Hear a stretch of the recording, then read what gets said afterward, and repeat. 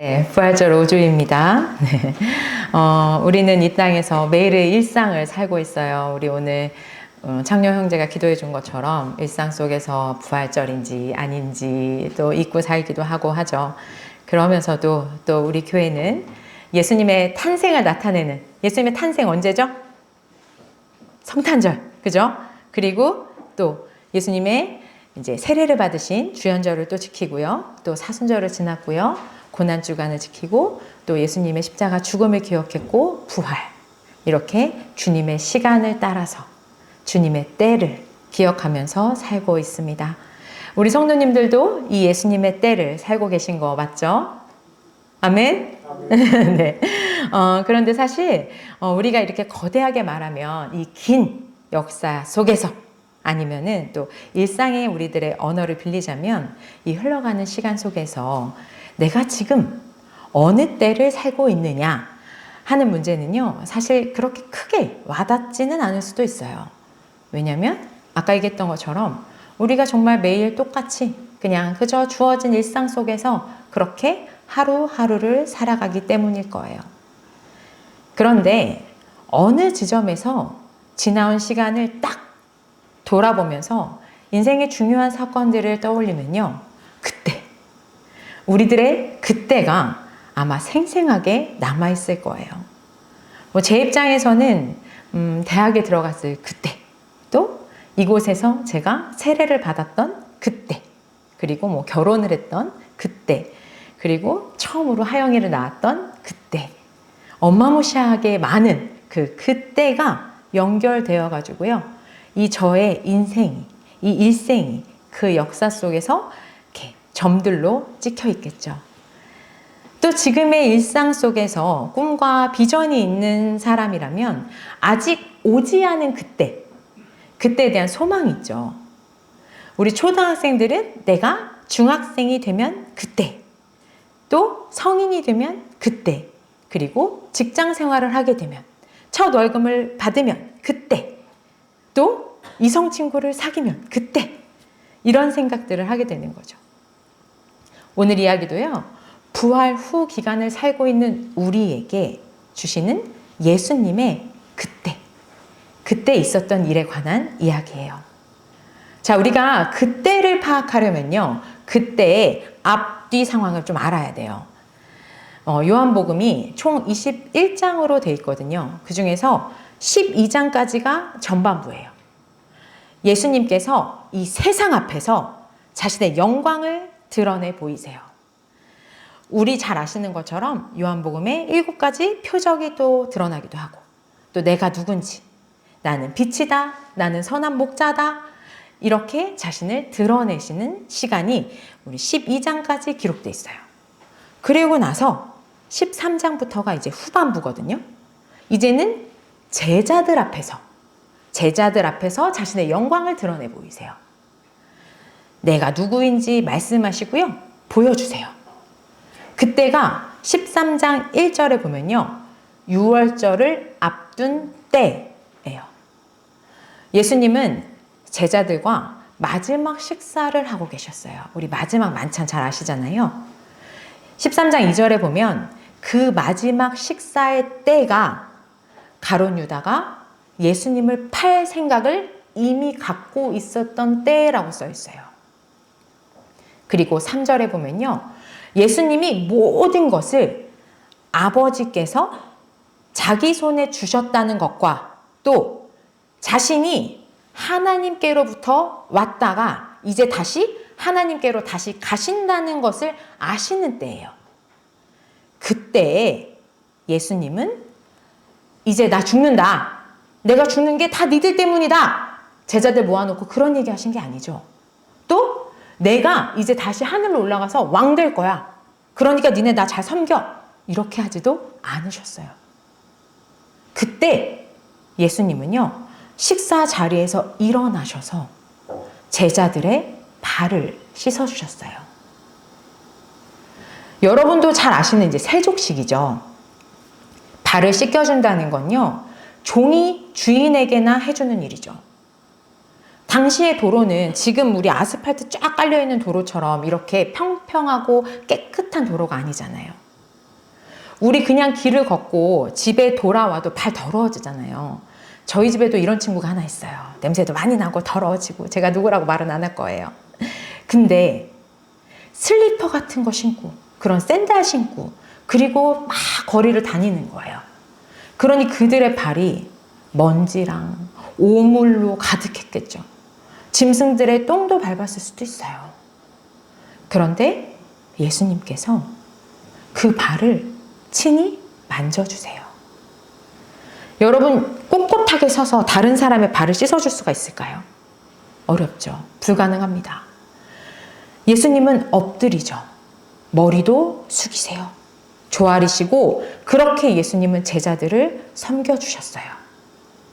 예수님이 엎드리셔서 정말로 종의 형태로 발을 씻겨주는 그 섬김의 대상들 속에는요, 예수님을 팔아버릴 가롯 유다도 들어가 있죠. 예수님은 너는 안 돼 하고 그를 건너뛰지 않으셨어요. 발을 다 씻겨주셨죠. 그리고 괴로워하시면서 이 중에 나를 팔 사람이 있다. 나를 넘겨줄 자가 있다라고 말씀하셨어요. 그리고 그가 누구인지 그에게 이렇게 손가락질 하셨을까요? 안 그러셨죠. 그에게 빵을 건네주셨어요. 그리고 하려는 일을 빨리 하라고 말씀하세요. 무슨 말이죠? 나를 빨리 넘겨줘라.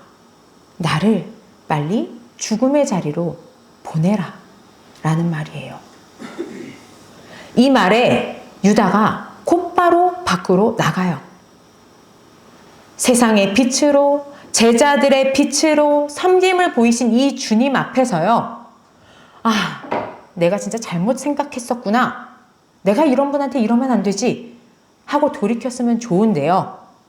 결국 유다의 어둠, 유다의 밤은 멈춰지지가 않아요. 그래서 정말로 그렇게 밤이 되었어요. 이제 오늘 본문 31절 이야기예요. 유다가 나갔을 때 예수님께서 말씀하셨어요. 이제는 인자가 영광을 받았고 하나님께서도 인자로 말미암아 영광을 받으셨다. 하나님께서 인자로 말미암아 영광을 받으셨으면 하나님께서도 몸소 인자를 영광되게 하실 것이다. 이제 곧 그렇게 영광을 주실 것이다. 여러분, 이 문장은요, 정말 영광으로 가득 차 있어요.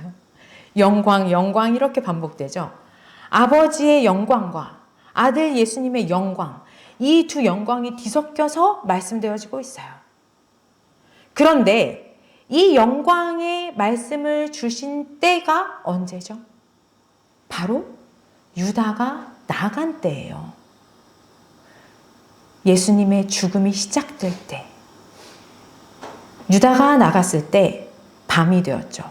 어둠의 때가 되었어요. 그렇지만 영광의 말씀, 빛의 말씀이 막 울려 퍼지는 거예요. 신약 성경에 보면요, 영광이 가장 많이 등장하는 책이 요한복음이에요. 그리고 이곳에서 그 영광이 연달아서 5번이 나오고 있거든요. 그야말로 영광, 영광, 영광이고요. 영광의 광채가 빛나고 있어요. 지금 세상 시간으로 밤이잖아요. 그런데 어둠은 기억도 안 나요. 이 빛 대신 예수님의 말씀을 들을 수 있는 자들이 이 남아있을 때, 제자들이 남아있을 때, 정말로 예수님의 정의 부대가 남아있을 때 영광의 말씀, 빛 대신 그 말씀이 선포되고 있어요. 그럼 여러분, 예수님의 참 제자들에게 선포된 이 영광이 뭘까요? 요한복음에서 영광이 처음으로 등장하는 게 바로 요한복음 1장 14절이에요. 말씀이 육신이 되어 우리 가운데 거하심에 우리가 그의 영광을 보니 아버지의 독생자의 영광이요 은혜와 진리가 충만하더라. 결국 예수님의 영광은요, 하나님 아버지의 하나뿐인 아들, 그 말씀이 우리 같은 사람의 몸이 되셔서 우리 가운데 서신 거예요. 하나님이신 예수님이 우리 같은 사람의 몸, 이 더러움, 무한하신 하나님이 한계가 있는, 제한이 있는 육신을 입고서 우리랑 똑같이 되어서 우리랑 같이 사시는 거예요. 이 말은 신이신 예수님이 자기 자신을 포기하신 거죠. 정말로 극한의 섬김이에요. 자, 예를 들어볼게요. 사실 이 예는 비교도 안 되지만요. 아이와 어른이 이야기를 나누고 있어요. 얘기를 나누기 전에 어른은 어떻게 해야 될까요? 자신의 키를 포기해야겠죠. 아이를 위해서 어른이 숙여야 돼요. 쭈그려 앉아야죠. 자세를 낮추고 눈을 맞추죠. 그리고 일상에서 평소 때 내가 쓰던 어려운 말, 언어도 포기해야 돼요. 아기의 말투로 가장 쉬운 언어들로 그와 소통하죠. 이건 섬김이고 또 배려이고 이게 바로 사랑이에요. 요한복음의 예수님은요, 왕으로 오셔서 거대하게 사탄아 물러가라, 천사들 호령하면서 영광 받으셨다고 말씀하시지 않아요. 예수님이 희생하시고요, 자기 자신을 포기하셔서 이것을 통해서 영광 받으세요. 그리고 오늘 이 영광이 전해지는 이때, 이 시간은요, 바로 섬김으로 발을 닦아주시고 사랑으로 나를 팔자에게 빵을 건네주시는 손길을 보이시는 때예요. 이것을 다 받은 유다가 떠나갔을 때, 그 배신의 시간, 예수님을 판 유다로 인해서 예수님의 죽음이 이제는 정말로 카운트다운 되기 시작한 때, 그때 영광으로 도배된 이 말씀이 등장하는 거예요. 결국 예수님의 영광은, 하나님의 영광은 바로 희생과 섬김과 그것의 최고봉인 죽음으로부터의 영광이에요. 그리고 그 영광은요, 죽음과 부활이 뒤섞여 있어요. 그리고 다시 하나님께 올라가는 승천이 이야기되고 있어요. 그래서 놀랍게도 31절과 32절의 영광은요, 과거의 영광을 받았다 라고도 등장하고요, 또 미래의 영광을 받으실 것이다 라고도 등장해요. 그리고 예수님은 이제 이 하나님과 예수님의 영광의 말씀이 가득 선포된 때, 이 말씀을 들은 참 제자들, 참 자녀들, 바로 여러분을 어린 자녀들아 라고 부르심으로 이제 말씀을 선포하세요. 어린 자녀들, 이 말은요, 제자들에게 하는 말이기도 하지만 식사를 함께 나누고 있는 우리 식구잖아요. 가족 사이에서 아비가 자녀에게 하는 말씀이기도 해요. 하나님과 예수님의 영광의 관계로 가득하던 이 위의 말씀이 이제는요, 예수님과 제자 관계, 부모와 자식 관계, 어린 자들, 예수님과 참 제자들의 관계로 이제 그 말씀이 이어지는 거예요. 아직 잠시 동안은 내가 너희와 함께 있을 거야. 그런데 너희가 나를 찾게 될 거야. 내가 일찍이 유대 사람들에게 내가 가는 곳에 너희는 올 수 없다라고 한 것과 같이 지금 나는 여기에서 말하여 둔다. 자, 이제 예수님은요, 이곳을 떠나실 거예요. 죽음의 길을 가시죠.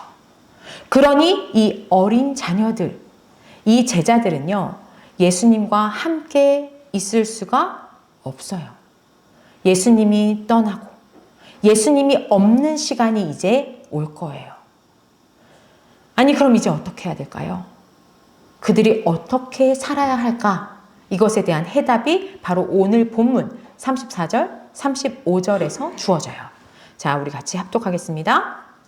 이제 나는 너희에게 새 계명을 준다. 서로 사랑하여라. 내가 너희를 사랑한 것 같이 너희도 서로 사랑하여라. 너희가 서로 사랑하면 모든 사람이 그것으로서 너희가 내 제자인 줄을 알게 될 것이다. 아멘. 자, 여러분, 새 계명이 주어졌어요. 계명 하면 뭐 떠오르시나요? 그렇죠. 십계명이 떠오르죠. 하나님 사랑과 이웃 사랑으로 요약되는 우리 십계명이 떠올라요. 이 계명은요, 시내산에서 하나님이 너희는 내 백성이 된다라는 의미로 그 관계 가운데서 주신 것이죠. 이것은 약속, 언약이에요. 내가 너희의 하나님이 되고 하나님의 통치를 받는 백성은 이제 그 법 안에 살아요. 그 법 안에서 보호를 받는 거죠. 자, 여러분, 나라를 빼앗겼던 때 우리들이 갖고 있는 법이 통하나요?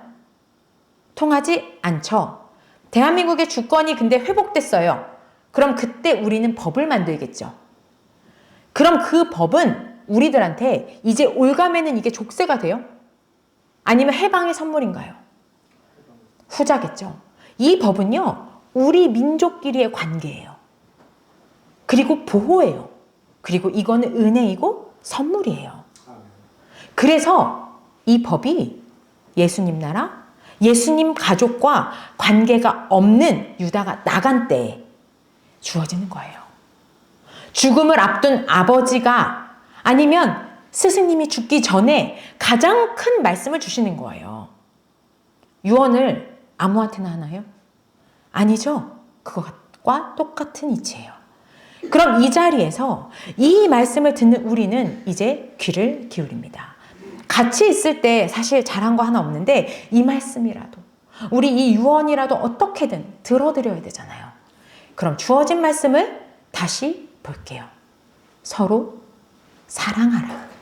서로 사랑하세요. 십계명의 사랑과 일맥상통해요. 근데 왜 이것을 새 계명이라고 부를까요? 옛 계명과 같은 거 아닌가요?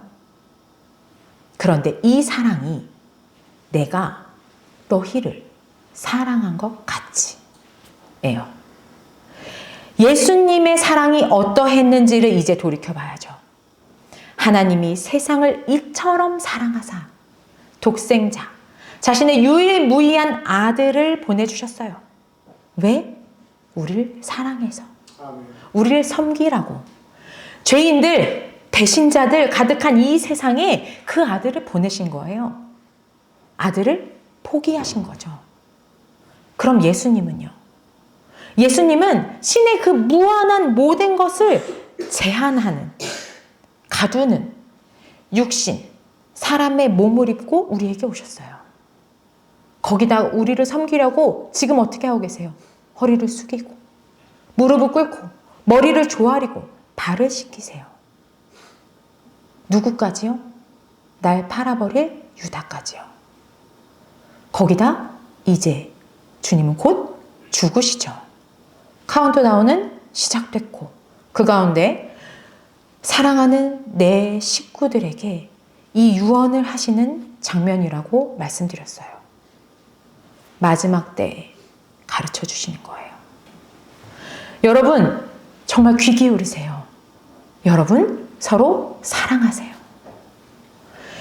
그러면서 우리가 사랑하는 것으로서 우리가 예수님의 제자인 줄을 모든 사람이, 이 세상이 알게 된대요.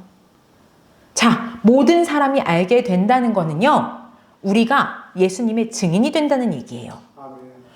그런데 증인이 되는 방법이 이력서 쓸 때 나는 기독교인입니다 라고 종교란에 쓰는 것으로 혹은 주일날 교회에 출석하는 것으로 그렇게 되는 게 아니에요.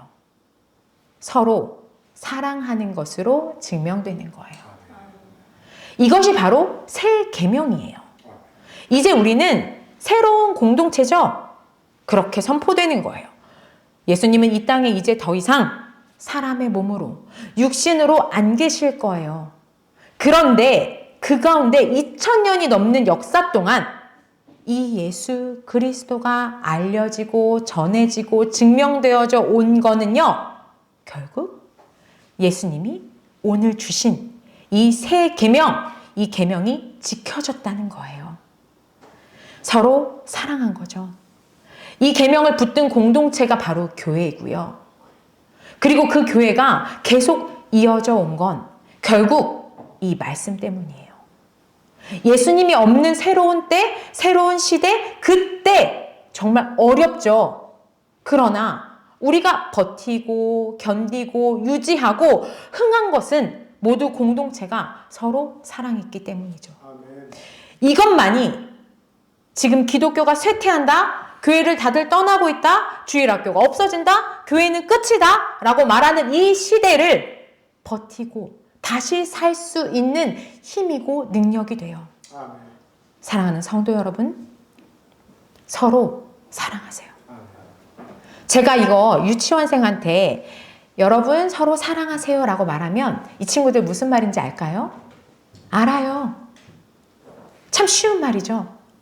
그런데 제가 우리 믿음이 좋으신 우리 성도님들께 서로 사랑하세요 하면요, 이 말은 어쩌면 그렇게 쉽게 느껴지지 않는 말일 수 있어요. 왜요?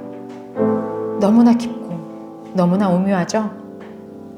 예수님이 우리를 사랑하신 것처럼 사랑하라는 요청이에요. 이 말은 겸손하라는 말이죠. 섬기라는 말이에요. 결국 서로를 위해서 죽으라는 이야기예요. 너무 심오해요. 어려운 말씀이죠. 그래서 이 말씀 앞에요, 바로 뒷절을 보면 베드로가 어떻게 했는 줄 아세요? 아멘, 서로 사랑하겠습니다 라고 말하지 않았어요. 예수님 어디 가시는데요? 제가 거기 따라갈게요 이러고 있어요. 어쩜 우리는요, 지금 설명한 것처럼 계명은 선물이다, 은혜다 계속 선포했지만 계명을 지키고 그것을 순종하는 것보다 그저 그냥 예수님 저 따라갈게요 하고 뒷공문이 졸졸졸 교회 왔다 갔다 하는 게, 그냥 멍하니 말씀 듣고 있는 게, 그냥 구경하고 있는 게, 그렇게 사는 게 더 편할 거예요. 그 길을 택하고 싶은 마음이 굴뚝 같죠. 그러나 주님은 오늘 그때 분명히 말씀하십니다. 서로 사랑하세요. 내가 여러분을 사랑한 것처럼, 내가 유다의 발을 닦아준 것처럼. 이 말씀 앞에 우리는 아멘 해야 합니다. 예수님이 서로 사랑을 보여주신 것처럼. 예수님의 희생과 죽음을 아는 우리, 어쩌면 쉽게 아멘할 수 없죠. 정말 어려워요. 그래서 주님은요, 14장으로 가면 우리에게 또다시 말씀하세요. 너희가 나를 사랑하면 내 계명을 지킬 것이다. 내가 아버지께 구하겠다. 그리하면 아버지께서 다른 보혜사를 너희에게 보내주실 것이다. 그래서 영원히, 나는 떠나지만 영원히 그 보혜사가 너희와 함께 하실 거야. 여러분, 예수님을 사랑하십니까? 그렇다면 이 계명을 지키시겠습니까? 그럼 예수님께서 하나님에게 구하실 거예요. 그러면 아버지께서 성령을 보내주셔서요, 우리와 늘 함께 하십니다. 사랑하는 성도 여러분, 오늘 이것을 위한 사랑의 요청이 있어요. 우리 새로운 공동체로서 한 뜻을 품고 서로 사랑합시다. 우리 어린 친구들은요, 여러분이 아는 만큼 사랑하시면 돼요. 또 예수님을 깊이 아는 여러분, 예수님의 사랑처럼 그만큼 서로 사랑하세요. 그렇게 낮아지시고 그렇게 겸손하게 서로 사랑하세요. 또 예수님이 육신으로 계시지 않는 이때에, 세상 사람들이 예수님이 없다고 말하는 이때에, 기독교가 이제 위기라 말하는 이때에 우리들의 이 사랑의 삶이요, 우리들의 이 삶이요, 예수님의 그 영광스러운 성육신과 죽음과 그 부활을 우리 가운데서, 그리고 세상 가운데서 모두에게 알게 할 겁니다. 결국 이것이 바로 우리가 서로 사랑하는 거예요. 그리고 이 계명을 지키는 것은요, 우리에게 영생을 얻게 하실 거예요. 우리 이를 위해서 함께 기도로 나아가겠습니다. 하나님 아버지, 감사합니다. 서로 사랑하기 원합니다. 아버지 사랑한다는 그 쉽고 그 흔한 말 가운데 정말로 저희가 예수님처럼 사랑하기 원합니다. 서로가 서로를 어떤 한 사람을 빼놓고가 아니라 주님께서 하셨던 것처럼 그렇게 서로 사랑하고 그렇게 서로 섬길 수 있는 그런 믿음의 공동체가 되게 하여 주시옵소서. 아버지 하나님, 우리 한 사람 한 사람 우리 가운데 성령으로 임재하셔서 우리가 서로를 사랑할 수 있는 그런 믿음의 공동체가 되게 하여 주시옵소서. 주님을 아는 만큼 그 믿음의 분량대로 사랑하면서 믿음으로 나아가겠습니다. 보혜사 성령께서 이 자리 가운데 함께 하여 주시옵소서. 아버지, 하나님이 세상을 이처럼 사랑하사 독생자를 주셨으니 이는 그를 믿는 자마다 멸망치 않고 영생을 주셨습니다. 주님, 예수님으로 맺어진 우리 새로운 공동체, 새 가족 가운데 새 계명을 주시니 감사를 드립니다. 하나님이 세상을 이처럼 사랑하셨습니다. 주님의 이처럼을 저희가 살아내게 하여 주시옵소서. 독생자를 주신 하나님, 우리를 사랑하사 모든 것을 포기하시고 순종하심으로 죽으신 예수님, 그 사랑을 아는 자들이 여기 모였습니다. 이제 그 사랑을 서로 나누며 사랑하겠습니다. 아직은 사랑에 서투른 자들도 있습니다. 그 사랑의 깊이와 너비를 잘 모르는 자들도 있습니다. 그러나 우리 모두에게 주신 말씀이기에 저희들에게 주신 분량대로 어린 자녀도 청년도 어른도 서로 사랑하겠습니다. 주님이 보이지 않는 이때, 기독교가 쇠퇴한다고 하는 이때, 주님이 안 계신 것 같은 이때에 저희들이 서로 사랑하며 주님의 살아계심을, 주님의 변치 않는 사랑을 모든 사람에게 알게 하겠습니다. 이런 저희에게 멸망치 않고 영생을 주셨다고 말씀하신 주님의 약속이 있음에 더욱 감사를 드립니다. 생명의 약속이 있는 계명, 주님께서 우리를 사랑하신 것처럼 서로 사랑하는 것으로 지키겠습니다. 예수 그리스도의 이름으로 기도드립니다. 아멘.